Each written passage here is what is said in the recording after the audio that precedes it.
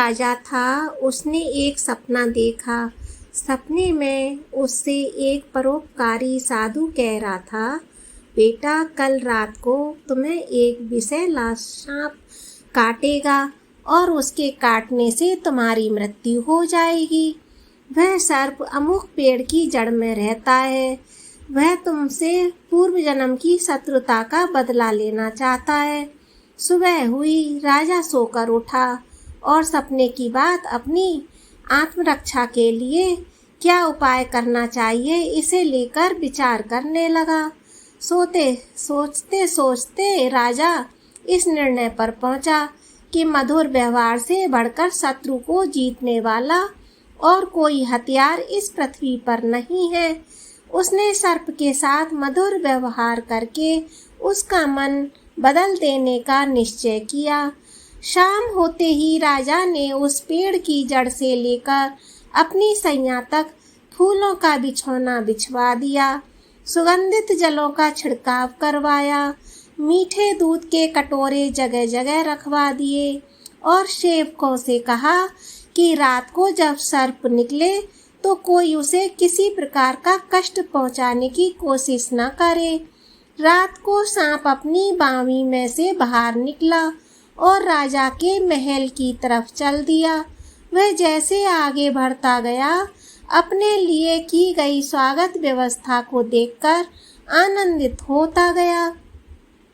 कोमल बिछौने पर लेटता हुआ, मन भावनी सुगंध का रसास्वादन करता हुआ, जगह जगह पर मीठा दूध पीता हुआ आगे बढ़ता था।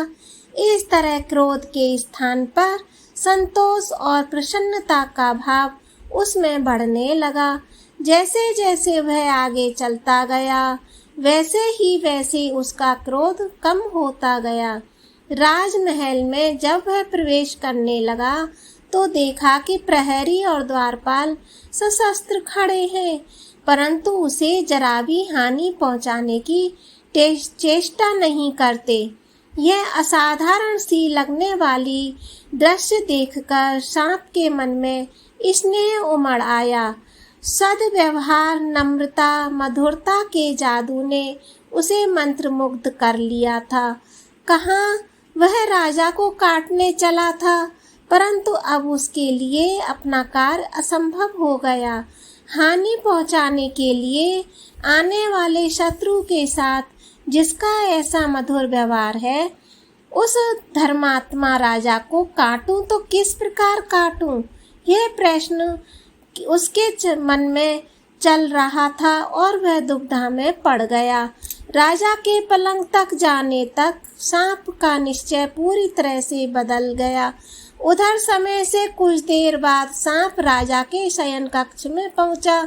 सांप ने राजा से कहा, राजन, मैं तुम्हें काटकर अपने पूर्व जन्म का बदला चुकाने आया था, परंतु तुम्हारे सौजन्य और सद्व्यवहार ने मुझे परास्त कर दिया है। अब मैं तुम्हारा शत्रु नहीं, मित्र हूँ। मित्रता के उपहार स्वरूप अपनी अमूल्य मणि मैं तुम्हें दे रहा हूँ, लो इसे अपने पास रखो। इतना कहकर और मणि राजा के सामने रखकर सांप चला गया। अतः व्यक्ति व्यवहार कुशल है तो वो सब कुछ पा सकता है जो पाने की वो हार्दिक इच्छा रखता है। इस तरह से यह कहानी हमें बहुत प्रेरणा देती है कि सद्व्यवहार से किसी का भी मन जीता जा सकता है और शत्रु को भी मित्र बनाया जा सकता है। स्टोरी अच्छी लगी है तो कमेंट में हरे कृष्णा जरूर लिख